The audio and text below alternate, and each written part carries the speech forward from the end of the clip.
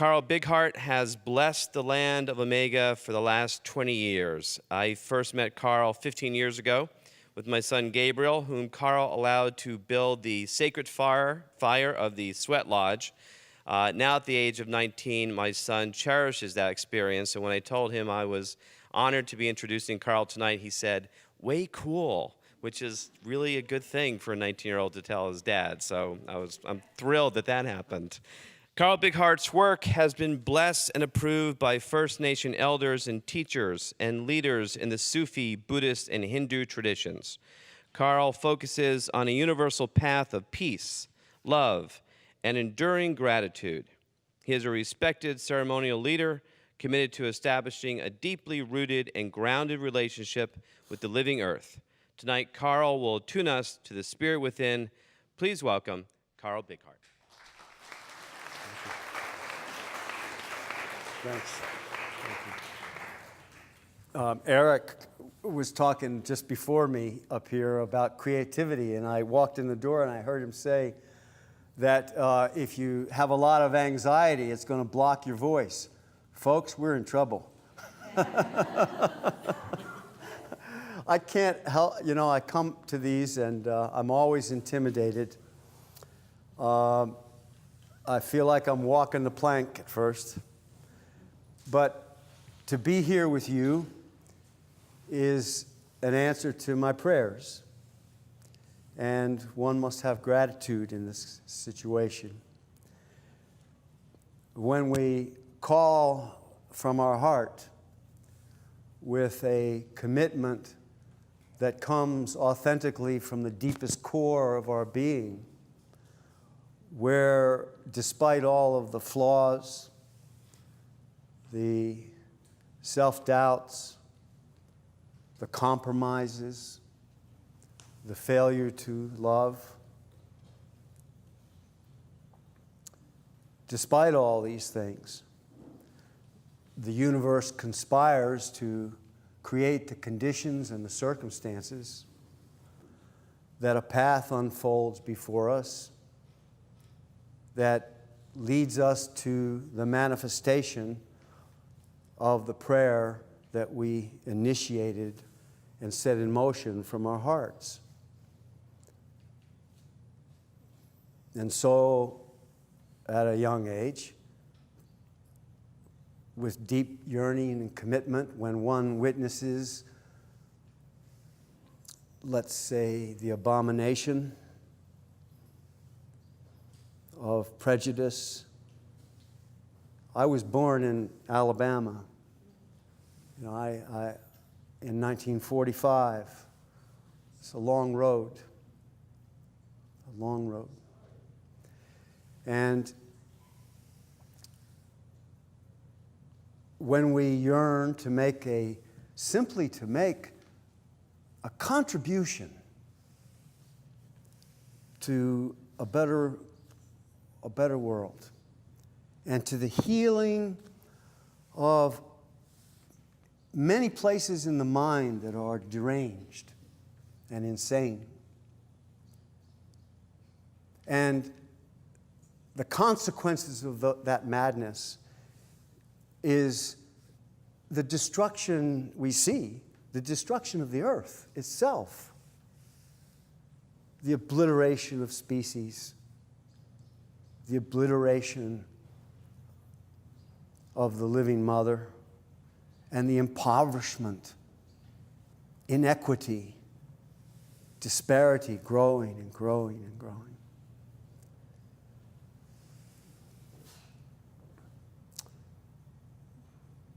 I don't give a lot of thought when I come up here. I try very hard to erase things from my mind. I want to come from an authentic place inside, so not too much planning. I didn't have any clue that we were going to go here so fast. I want to just assure you we're not going to stay here at all. We're going to move and swim and float and rejoice on a river of healing light. But to make a contribution and to find myself sitting here in the room with you. And knowing that I'm in the presence of absolute genius beyond my comprehension, the collective knowledge and abilities that are among us now in each one of you. The totality of this exceeds anything I can even comprehend. And how could it be otherwise? You who are living spirit wrapped in a robe of flesh. And so I know this. And I come humbly to be amongst you and to find reflected back to me something that helps me on the continual path of redemption and atonement, making things right, and the awakening of the rhythms of the earth pulsating through you, through us, becoming emissaries, ambassadors of that love of the living earth, so that our presence, wherever we go, however we stand upon the ground, is a vortex or an open doorway for healing to flow through us by raising the increment of consciousness, expanding it. And at a certain point, a tipping point comes.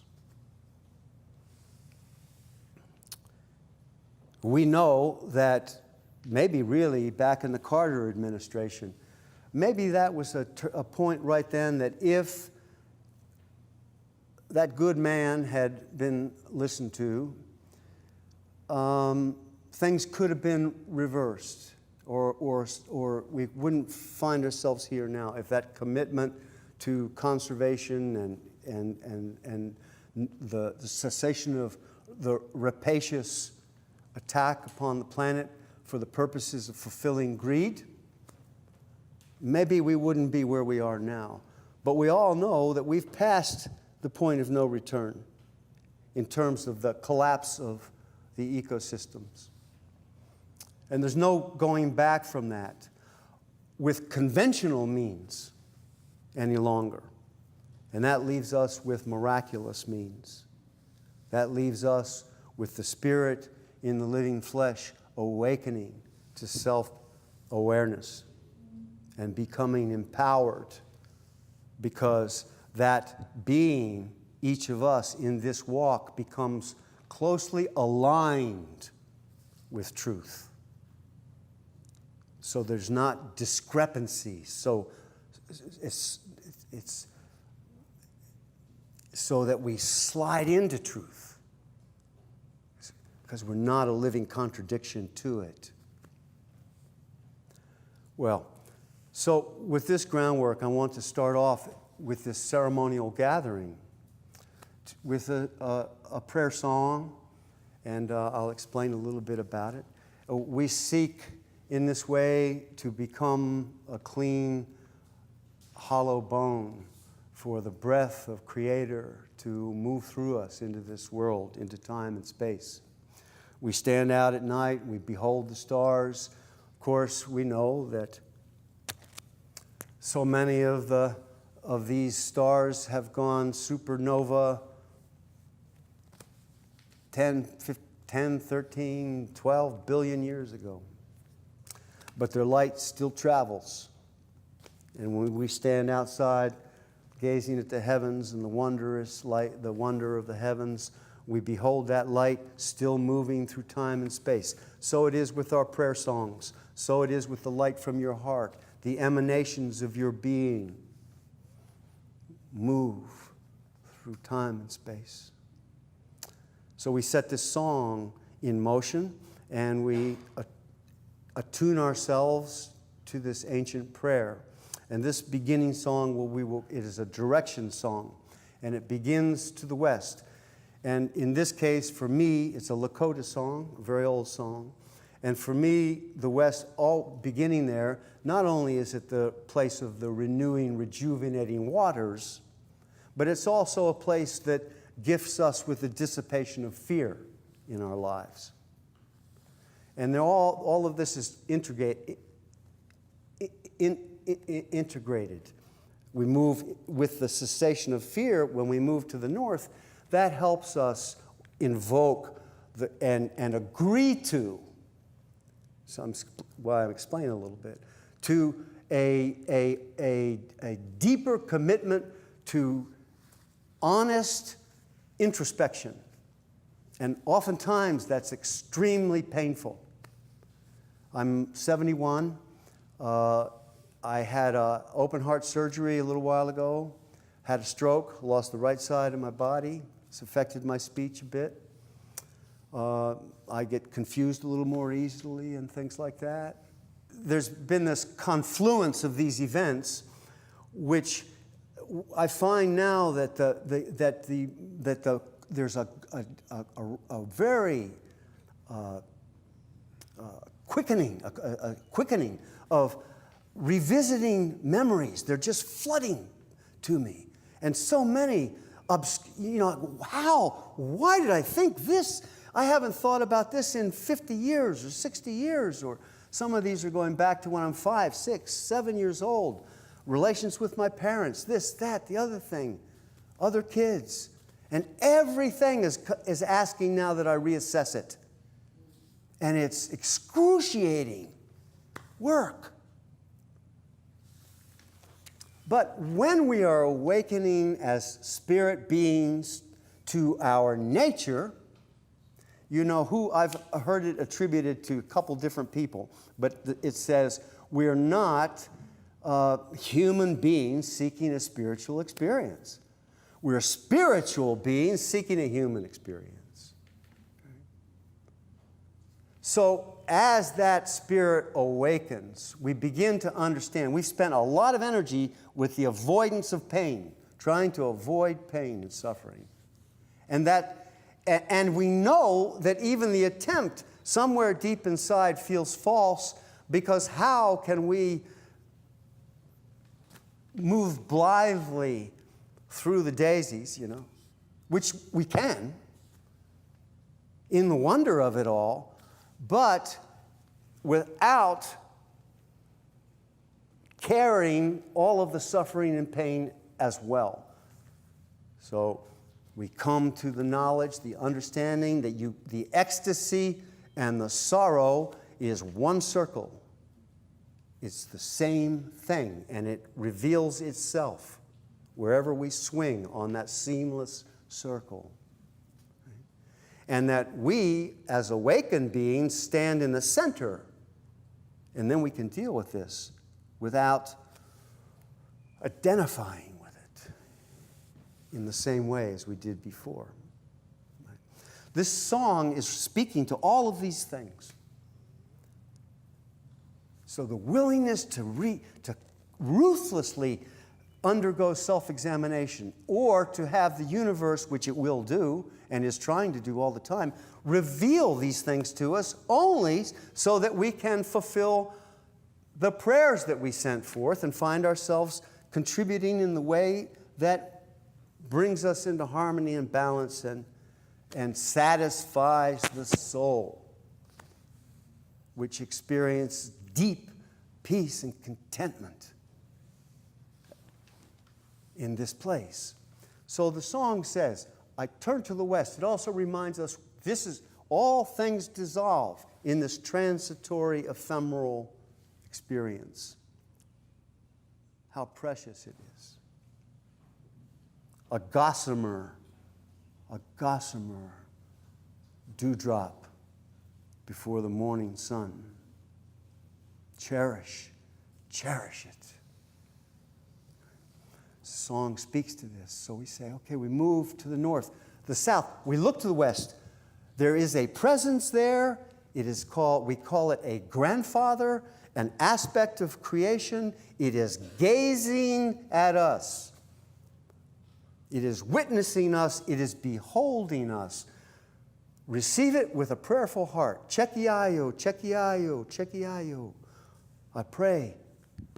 Welcome. And we go to the north, Waziata. We go to the east, Huiokinyampata. We go to the south, Itokagata. We ask for rebirth. We ask that we move on this wheel, this dynamic wheel of giving and receiving. We ask from the south that our actions as human beings bring blessings to the future generations and deepens our commitment to live in a way that frees the future generations from that which we may leave undone if we're not doing this consciously, which again goes right back to being unafraid of self-examination, because the things we don't deal with, we pass on to our children and our grandchildren. And this contribution that we want to make, that we pray for, is in this way, sending this song forth, joining this song. Also, we're talking about the future generations of all beings. The winged of the sky, the four-legged, the tall, deeply rooted ones, the green-growing nations, the crawling, sliding nations, the air nations, so on.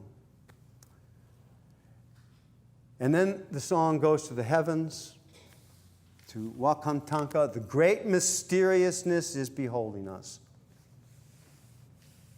That power beyond our comprehension, with no beginning and no ending, which is as it is in all of its infinite complexity, simultaneously completely accessible, simple, obvious. If I hold a peach in one hand and a stone in the other hand, and I tell you, have a bite, your choice. This is a no-brainer. It's obvious. It's in front of us all the time. It's within us. It's everywhere. So then the song concludes saying, we look to the earth. Mother is gazing up at us, listening to us, receiving our song. May our footsteps walk upon her gently, in beauty, reverently, joyfully. And the song, when we send it forth, is also speaking to us, saying, listen, the ground that we stand upon belongs to us. No one else is standing where I'm standing. No one else is sitting where you're sitting. You're responsible for that ground. We're responsible for how we stand upon that ground.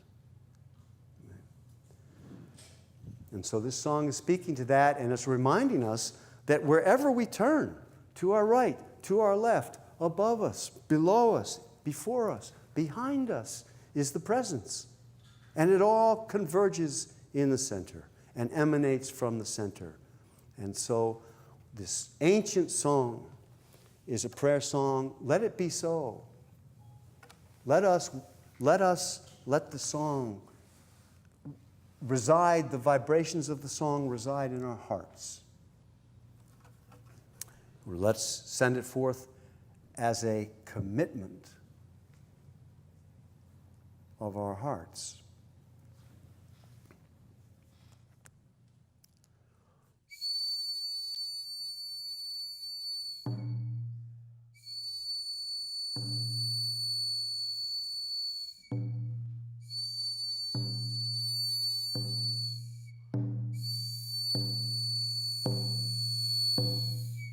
It's really wonderful to be here with you. Thank you so much for coming and for all that you give.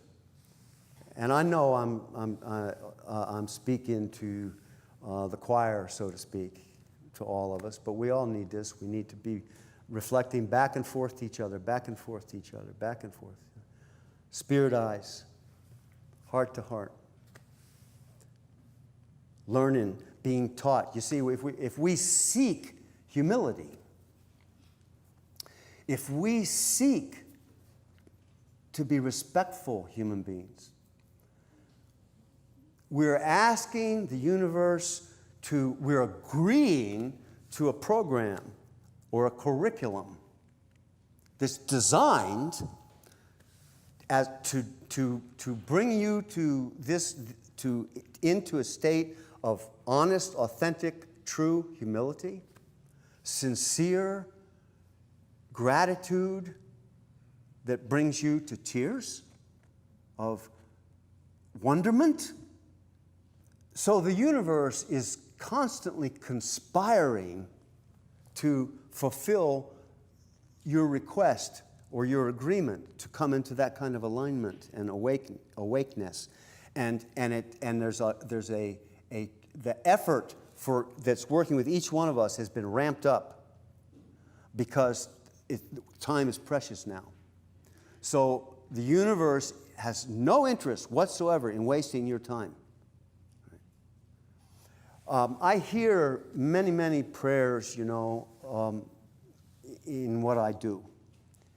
And I witness those prayers, and I carry those prayers. I listen to those prayers. And I've observed this in my own life, of course, and I see it in other lives around me. That like that light moves from us, our prayers move. When we send out a prayer that we mean, and it comes from our core, and we're serious about this prayer, you better believe that prayer is being received, and that this is a living fabric of love that you have prayed into creation.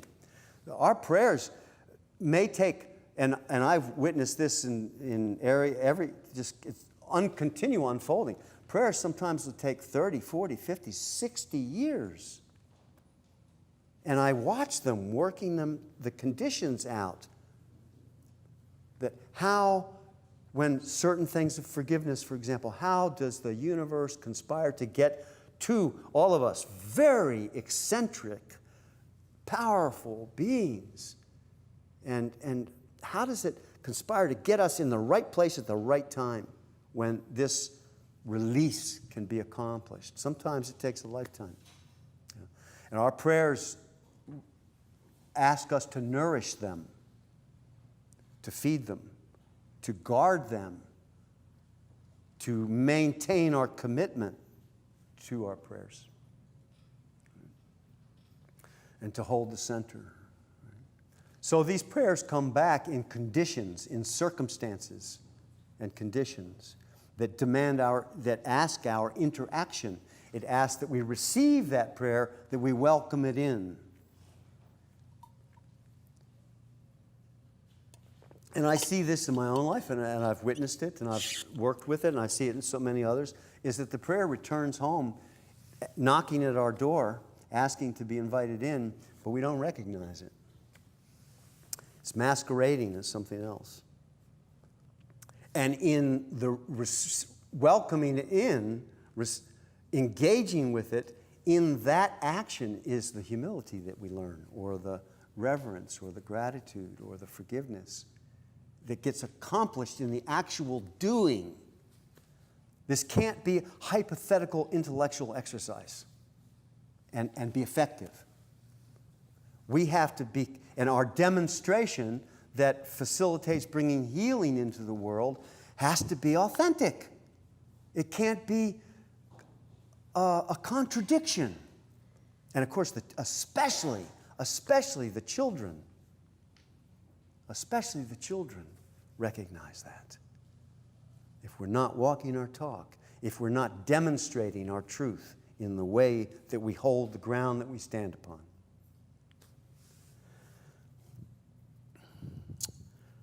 So I'm going to do a song here, another prayer song. And this one is saying, and let us send this together. And then after this prayer song, I believe I want to tell you a story, a teaching story, just to share a story with you. Okay, so this song is going to say, "Great mysteriousness, help me." In this case, we're saying, help us to remember, to live in a way that cooperates with remember that all of this is consciousness. Every manifestation that we see in this dimension, everything here is consciousness taking form. It's all ideas of creation that express themselves in these divine, wondrous forms. All of it is this dancing consciousness. And so we live in a matrix of a conscious, receptive, responsive universe. And it's compensating instantaneously for anything we do that takes us off the path or is discordant, cacophonous. It doesn't mean we have free will. We have to willingly seek these things, work for it to come into alignment with truth. But whatever we do, no matter how discordant, no matter how much cacophony and disharmony it creates, the universe is instantaneously creating conditions to bring us back, to make a pathway, just like the pathways of the brain. If you get a stroke here, like I got hit up right in there, I got my right side because it reconfigures.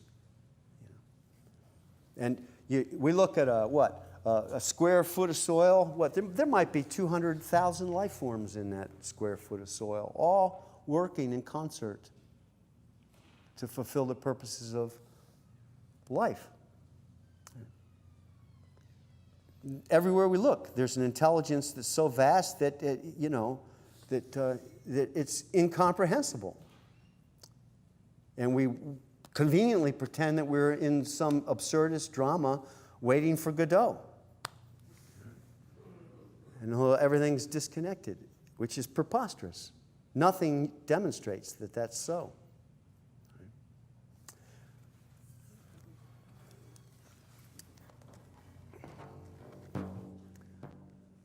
Okay, so help us to hold to awaken in this way. Help us to take responsibility.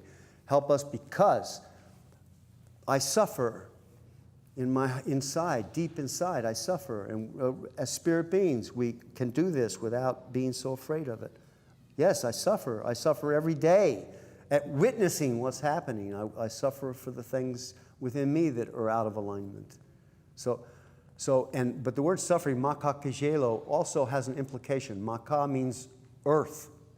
So it's reminding us that when I insist on trying to make my suffering real, and in the prayer way, or in the walking this way, in this earth walk, these things are falling away, and so many of the issues, I constantly try to resuscitate these old things, So it's a part of a process. So it reminds me, okay, you're responsible for this. So if you keep feeding your suffering, if you keep allowing this to be something that makes you afraid to deal with it, or to avoid it, or to blame it on somebody else or something else, you're bringing suffering to the hoop. Every time I disbelieve in my own beauty and refuse, the grace that through the eyes of those who love me and my friends, help me to believe in myself, or the revelations that come, and for each of us, trying to mirror for us our beauty. So it reminds us that when any one being suffers, we suffer. And when we suffer, we bring it we move it through the web of creation and bring suffering to the hoop of being. So the song prays, help me with this, help me wake up, so that I can live the life that you've given me to live, the life of a free man, a free woman, spirit being.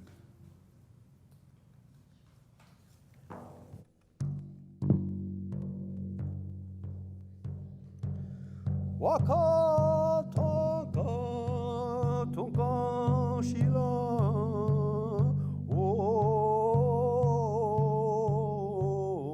ma kiai o ma kiai o ma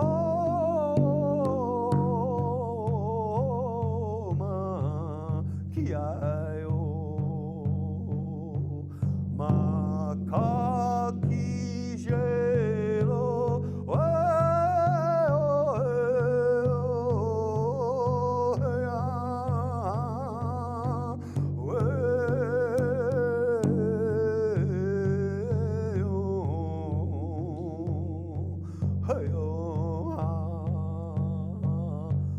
Juanita Charlie Chamuelo,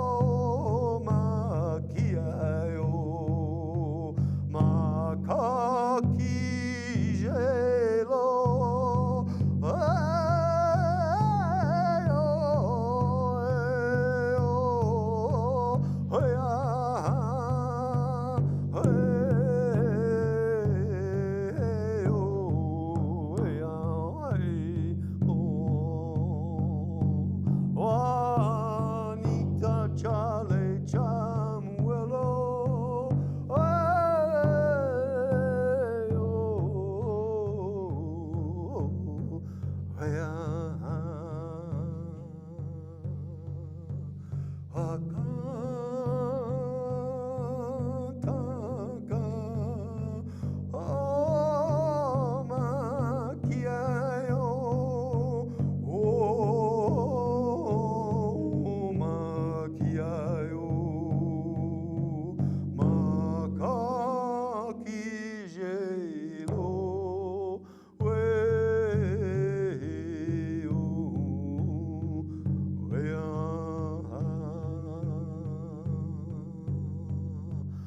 Anita Charlie Chamuelo,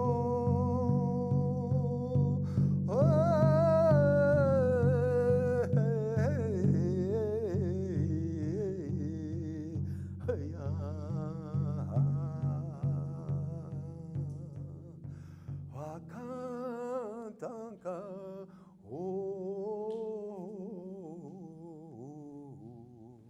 Makiai,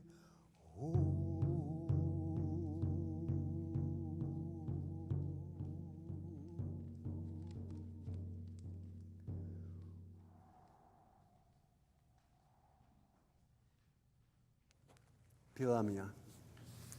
So, we'll tell you a story. And one morning I was on an island in South Carolina, on Edisto Island, and that's down below Charleston, about 30 miles. And I was there, and it was the winter time, and maybe February, I believe, something like that. And I went out that morning to pray, and take a drum and maybe the pipe, I don't know, but I went out to pray and not to pray with words,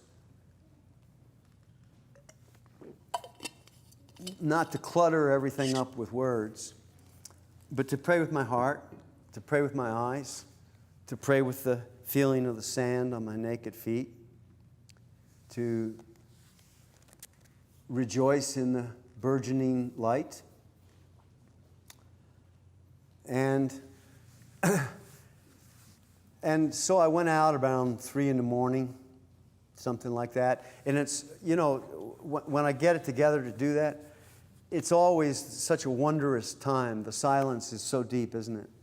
And the star, the light of the night is so dense and velvety and brilliant on this given night. And the Milky Way was just cascading ripples of energy and light. So deep, so wondrous, so comforting. One forgets that the sun is going to emerge, or that we're going to roll in to the light. I love that distinction, you know. The sun's not rising, we're rolling into the light. And I talked to one of my elders once. I said, there's a place I go. I said, you know, I can feel the earth rotating. And people would say, oh, that's impossible. He went, yeah, there are places like that where you just see it. It's the way the sky moves, the stars move, and then you can just feel it. Anyway, it was like that. And I was sitting there, and slowly, increment by increment by increment, the light, the burgeoning light began to paint itself, reveal itself, and swirling light started to form and shape things in these deep, deep azure blues and purples and violets and scarlets and orange, deep orange umber skies here, and it's shifting like the northern lights almost. It's quickening. Everything is starting to pulse with the light as it moves in, praying like that, you know, receiving it, being in it. And this took me back because this was a rare sunrise. I can go out for 200 of them and not have one like this. They're unusual. But I miss so many, you know. But this one was so, it was, and what was it? I don't know. Was it the texture of the salt water on my skin? Maybe. Was it the smell in the air that night? Was it the particular wetness? Was it the light? But it took me back to a memory, or actually not even a memory, it like just took me there to where I was on the same shore, but 500 miles north in Delaware in the 60s. And this was in the 90s that I'm speaking of. And it took me back to the 60s. And I was sitting at the shore in the same way in Delaware, and I had stayed up the entire night sitting by the water, sitting on the sand, praying like this. And when the light had come up, and it was a full moon, so when the sun was in the sky and the full moon was up there, and this tremendous energy was there between the two, all of a sudden the dolphins came. And I call this story the benediction of the dolphins. And I was standing there, and this was staggering. I've never seen anything like it. The first row of the dolphins began only just to here, where the waves curled, you know, just in that curling motion. And just as they were starting to curl, it was deeper here. And the first row of the dolphins swam in that place, just beyond the curl.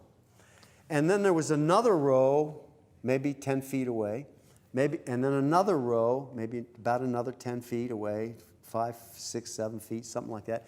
And another row, and I don't remember, 5 rows, 6 rows, 7 rows, I think about 7. But there was one after the other in perfect formation. And so they were going like this. And it looked like a single being in a way. And there were hundreds of them. And it took a while standing there, absolutely blown away at the energy of this moment with the full moon, the sun, the dolphins.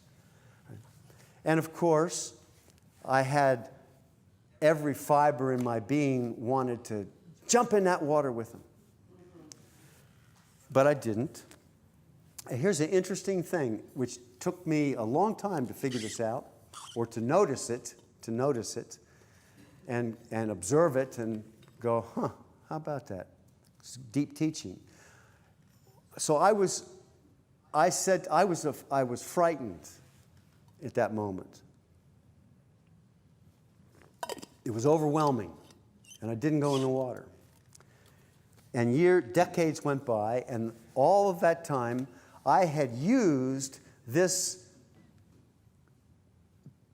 exquisite gift, this vision gift. I had used it or misused it to hurt myself. Think about that.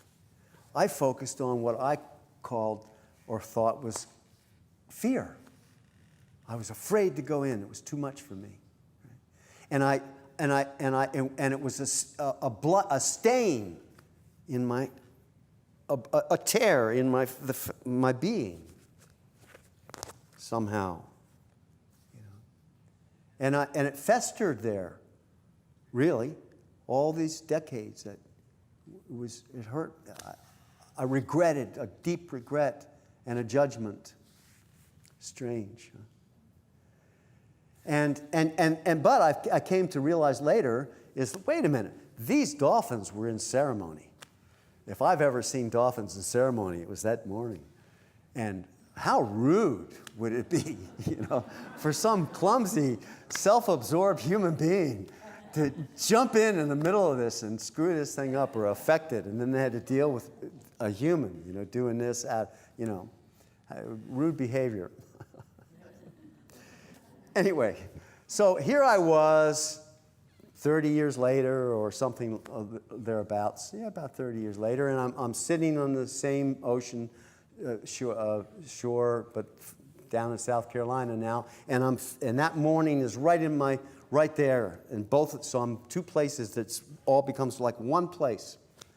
And then as my excitement begins to grow and the cascading light just overwhelms me, and now it's just swirling in the sky, and the stars. You know how that you can see that deep black velvet purple where there's still some stars, and the light shine, and it changes, and there's more stars, but the stars are disappearing, and the light now is growing, and the light is growing, and the light is growing, and all of a sudden I completely forget about the rising sun or the emerging sun. It's not even in my mind. It's just the colors are extraordinary. And then all in that hush, and things stand still for a moment. You notice that when we roll into that light and it's manifest, it reveals itself. The sun comes up and there's a stillness, a silence in that moment. You can almost hear it, like, oh, just like that, And this morning, it was I've seen it rarely, but when the sun was like this on the horizon, on the rim of the horizon, and then it perfectly reflected itself in the water. The water was very calm out there, and it perfectly reflected. So and I couldn't distinguish. There was two suns. And then this like umbilical cord of light between the two suns stretched so that it was like an hour kind of this, anyway, it stretched. And then when the light broke, or that illusion was gone of reflections, that dance of reflections was gone, then it looked almost like the sun went boing, kind of like that. But anyway. And then it sent this golden road of light. Of course, anywhere you move at that moment, down the shore, it comes to you. Interesting to think about that. And this golden pathway of light came to where I stood on the shore. And in that moment, two fins rose in the light. The dolphins had come, two dolphins. And I had almost, I don't know, do I embellish this? Not the story at all, but it seemed to me that I had, for a moment, almost like telescopic sight. They were a good distance away, but I could see like I was right next to them, and what I saw was wet skin, this gray, beautiful, glistening, wet skin. When the dolphins rose, the sunlight hit that wet skin and glinted off. And everything seemed to stop, and then down they went. And I thought, now I'm a child, I'm a little boy. I'm in the wonder of it all. And I thought, if I run down the beach and I get out on that stone jetty, which they call them groins, they put the stones in there to help prevent the erosion.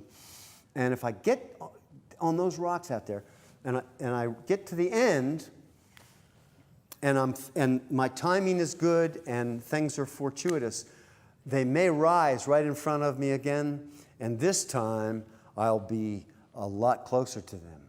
So I took off and I got out on the end of the rocks, and I was standing on the end of the rocks like this, and it formed a little peninsula, and the waves were hitting the rocks and splashing up like this. And yes, two dolphins right back there a little bit. I got good timing. They came up like that, and I saw them, and then I started to sing. And the song is saying, under the Creator's banner, all creatures, all beings will live, is what the song is saying. And I started to sing this song, and those two dolphins stopped and turned and swam right here. And they stuck their heads out of the water and looked at me. Two other dolphins came out right there and stuck their heads out and looked at me.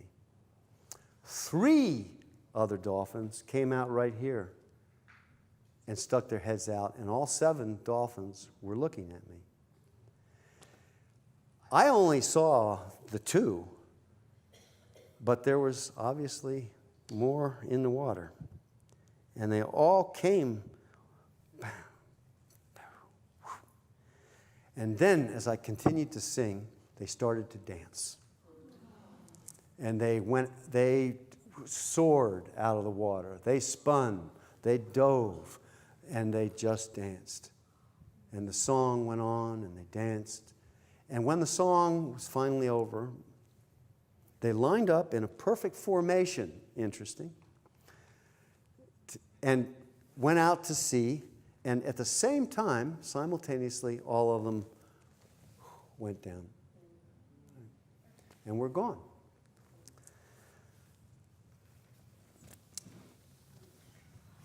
When this started, there was nobody on the beach. I thought some people two people walking a ways away. But when this was over, I turned and there was people all behind me on the stones. And there was two women right behind me, and one of them said, that was unbelievable. They came when you called, when you started singing. And I said, it happens every day. And as I stood there, as they were dancing, the waves were hitting the stones. And they were, doing this kind of like this. And some of them were going, go up here. And the wave would go up, the splash would go up, and then it would let go up, and then it sprinkled down. And I was standing there singing, and the dolphins are dancing, and all of these droplets are being lit by the sun, and they all have the rainbows in them. So I'm standing in this cascading beads of light, rainbows, Water beads just fall, and then of course, when I say that our being extends itself or is extended, it recognizes its connection. We become it, which we always are. It's a moment of being and seeing, and you know. And then, of course, the water will reveal, and does reveal, and did reveal, that it's consciousness. If you could hear it sometimes, when it hits and you're in the right, it's saying, I love you, I love you, I love you, I love you. And sometimes you see when you're in that place, you see the sunlight on the water, and it's making love. I love you, I love you, I love you, I love you. And you're connected to everything, and everything to you, which we sing these prayer songs, and we nurture the visions. I kept that hope to be with the dolphins again alive for 30 years. And I continued to work with it. I continued to examine it, to work with some of the things I was telling you about. You know? And now, 30 years later, this gift came unexpectedly without. But it wasn't the end. So one thing led to another, and some years later, I was in Ireland, and a friend of mine said, there's a dolphin that now is coming to, it's an ambassador, it seems, of the dolphin nation, and this dolphin lives in the harbor, or frequents the harbor of Fanor in Western Ireland, County Clare, and now it's in Doolin. But this dolphin swims with people and heals people. And we went there alone. We went there, and it turns out we were alone. And my friend, and I got hopeless. I got despairing, you know. Oh, the sea was so vast.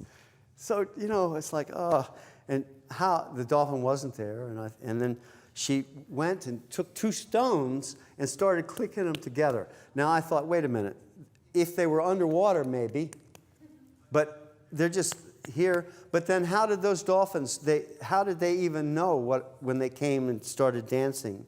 They were talking, they were communicating, everything, because they're in the symphony of creation. They're not disconnected.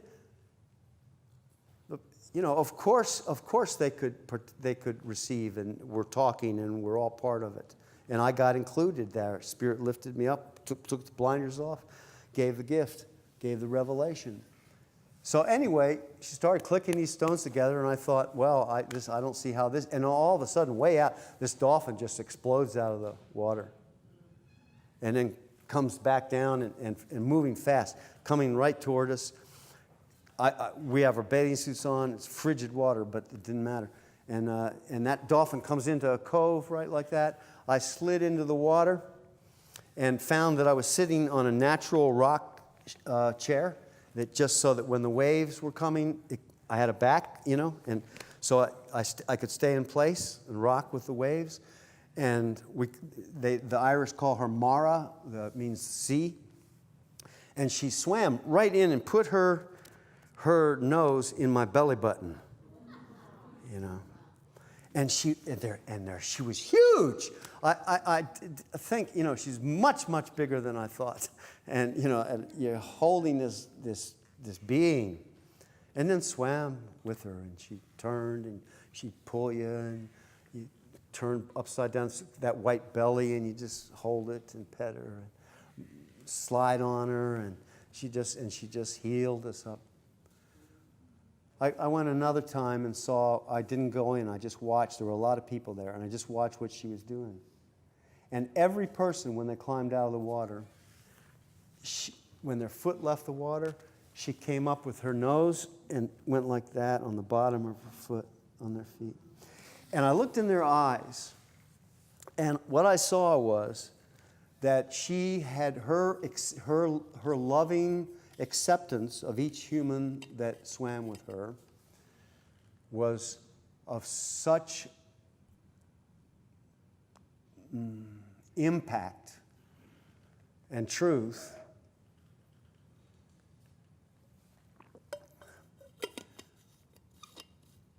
and acceptance, that I could see that that she healed a place in their disconnect, like she did in mine, where they were acceptable in the symphony of creation. They were clean in that place.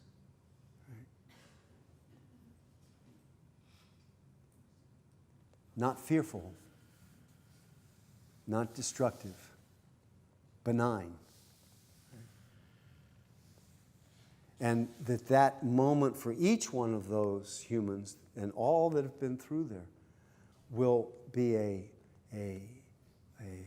compass on their earth walk. Always. And that memory, that healing fact,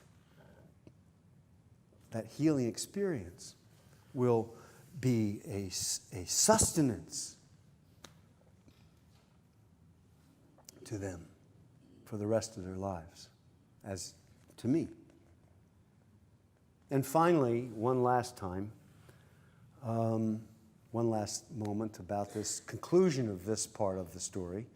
One time, not too long ago, Stephanie and I were walking on that same island, Edisto Island, and one of the dolphins came and swimming right here, and swimming right with us, and we was looking at each other, and we walked together. We on the beach, the dolphin in the water, and we walked for half a mile, 3/4 of a mile, just on a stroll. You know. And that one was like, hey. About the story, each of us we have a treasure chest within us of visions and hopes and dreams that are ever so exquisite. And in that place, it's the place of your tender heart, a place of limitless hope, and a vision of a world healed, and your benign inclusion in it, where you belong, and you are at peace, and you are home, standing there by the conscious sea with the dancing dolphins, the benediction of dolphins. I stood there utterly free, wanting nothing, needing nothing, asking for nothing, utterly free, a human being in my singing flesh. Nurture your dreams. Feed your visions. Expand the parameters. Understand with eyes to observe the workings of your communion, of your covenant with creation.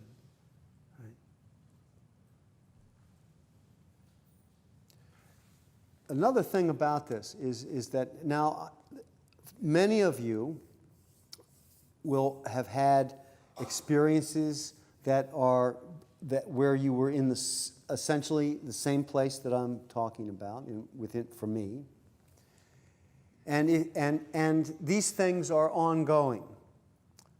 They're gifts that come when we least expect it, and it's not that we have to do anything for it. It doesn't work that way, and I don't know how to say it exactly, but it's a inevitable manifestation of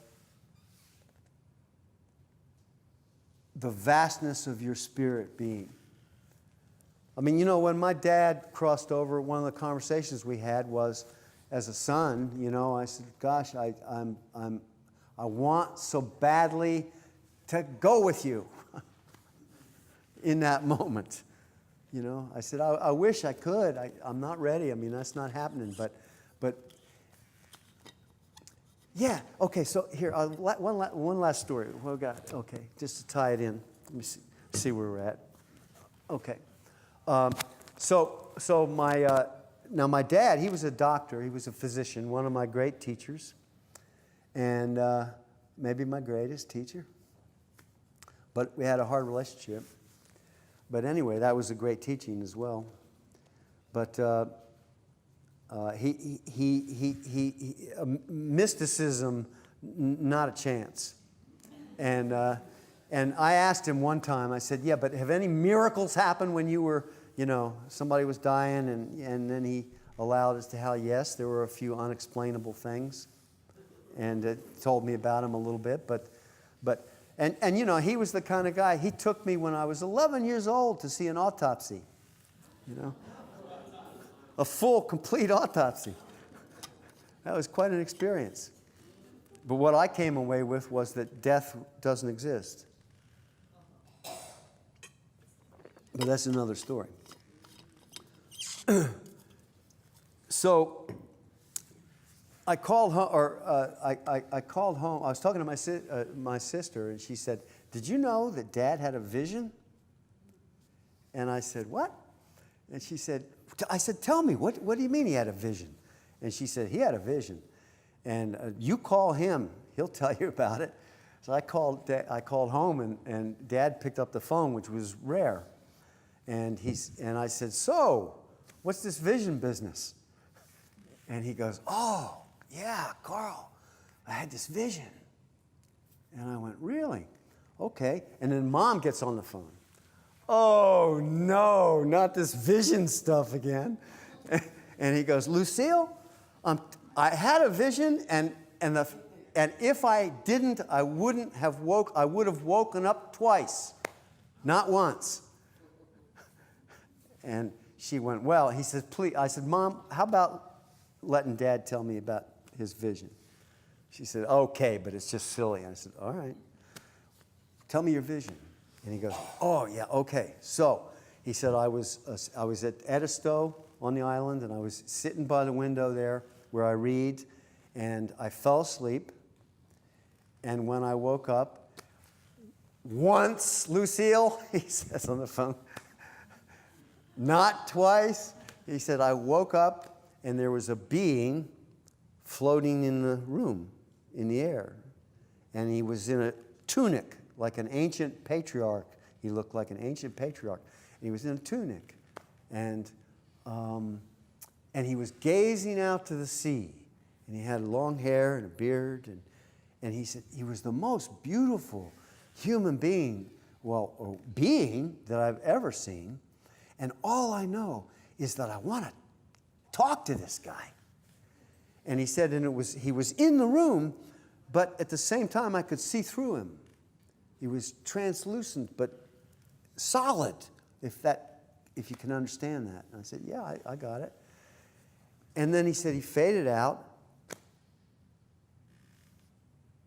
And I went, well, that's amazing. So now when he's dying, I said to him, and I said, I wish I could travel with you. I said, you know something I've been thinking about? And he goes, what's that? I said, that vision that you had? He goes, yeah. I said, you're going to meet that guy. Yeah. And he was looking out to sea. That's where you were going? I mean, I said, you're going to meet him. And he went, you know, I didn't think of that. Huh.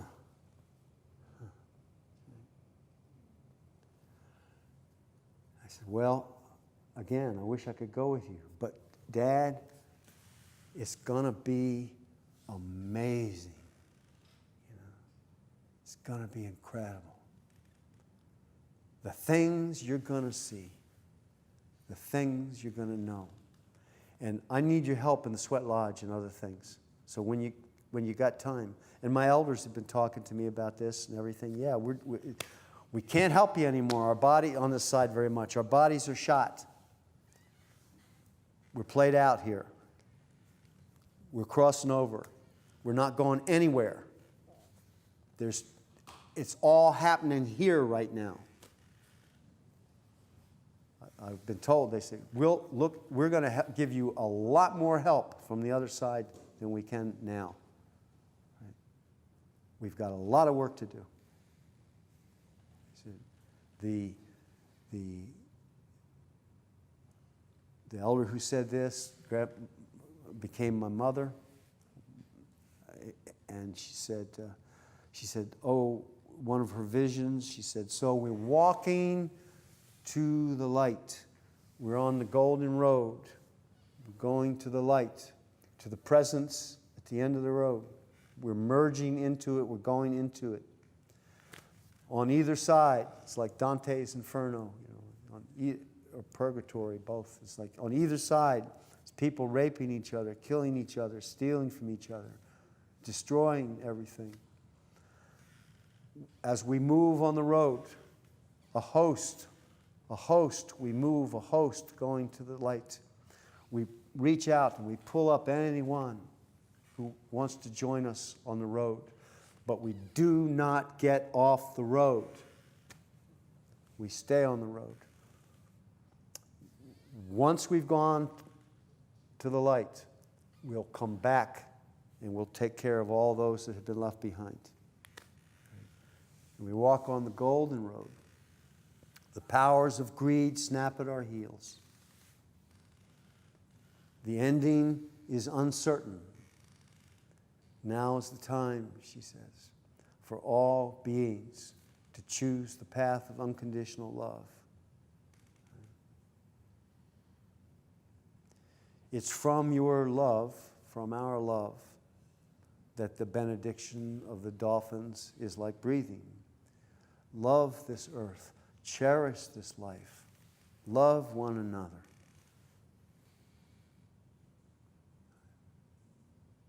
All that each of us needs to accomplish the manifestation of our prayerful heart surrounds you.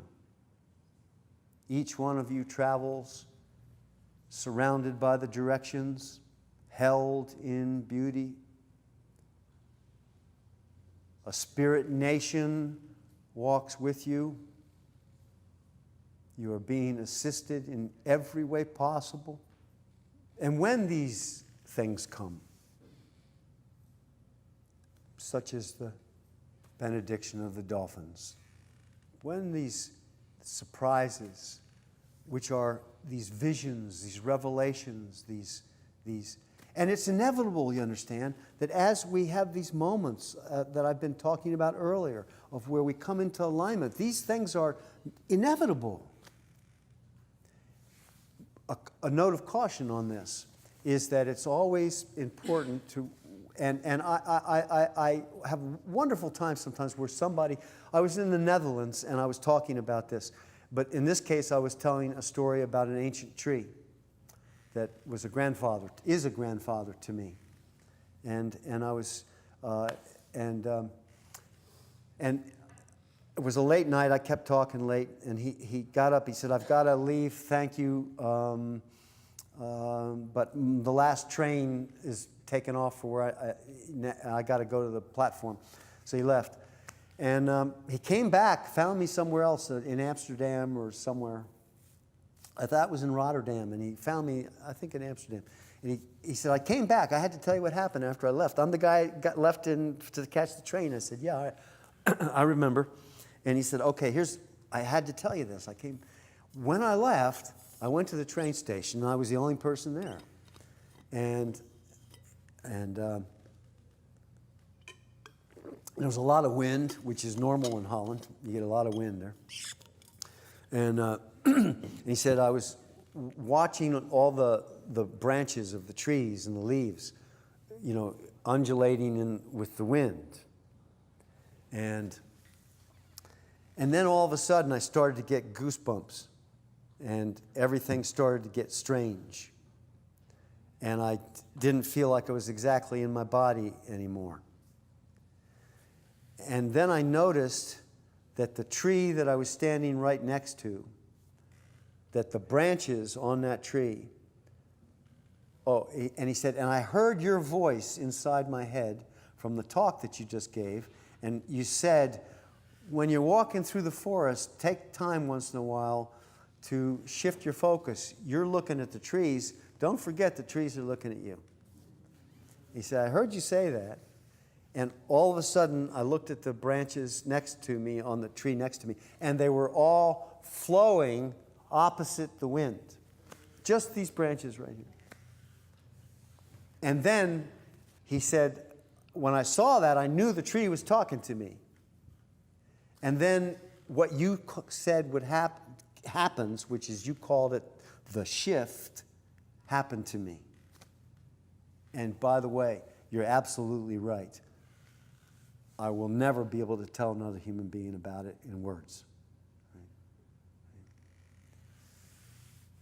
And I get phone calls like that once in a while, or meet somebody and say, guess what happened?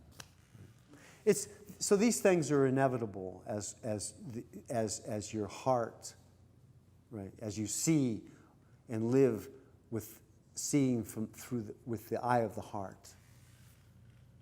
And let the eye of the heart reach out through our physical eyes and touch one another and touch all things and bless all things and behold all things with that loving seeing. Right? These are inevitable because it's the way it actually is. Everything is like that. No blade of grass is ever the same as any other blade of grass, ever. Only this blade of grass is this blade of grass. Incomprehensible. The unfettered, limitless creativity of it all. So it is important, and it's a phase. We go through, on this journey, we go through lots of moments of spiritual schizophrenia. And working through these things. But one of the things about these gifts, as our love opens the gateways of our seeing and brings us into various engagements in creation where we live in this free spirit place, to just always say, let us not be attached or beguiled by phenomena. But remember that we journey to that light on the golden road. Everything comes when you need it, as you need it. Trust your life. Trust it. The teachings are in you. And the life you live is the teachings. All the other stuff is helpful. We have lots of tools that we use. Songs, meditation, exercises, all kinds of stuff. But they're only tools. They help us a little bit here and there. But it's only that love awakening in your heart that the presence of the great mystery reveals itself. It's been a splendid night for me to be with you. I want to thank you so much. I'll carry you with me always. Each time we come together, I have a keen appreciation for that particular configuration of beings that has gathered, seen and unseen, and that together we have birthed light, grace, peace, unity, all these things. We've birthed them into time and space this evening. And we've set these things in motion, and they reverberate through the web of life. And the universe tenderly, lovingly bows in gratitude to each of you for all of your efforts. So we'll end with a thank you song to Mother Earth, okay? And the song says, Ina, Mother, Ina Maka, Mother Earth, Pilamia, Pilamia. Thank you, thank you.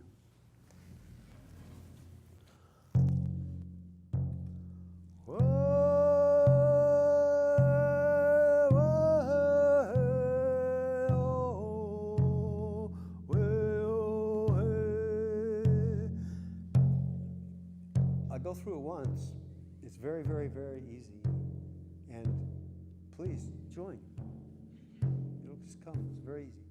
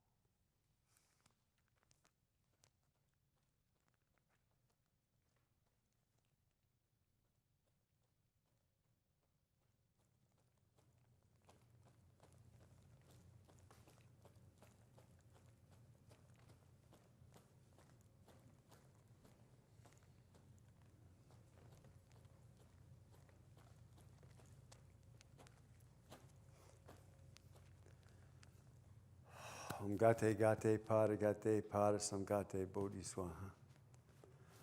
Blessings on your journey, dear friends, brothers and sisters, my relatives.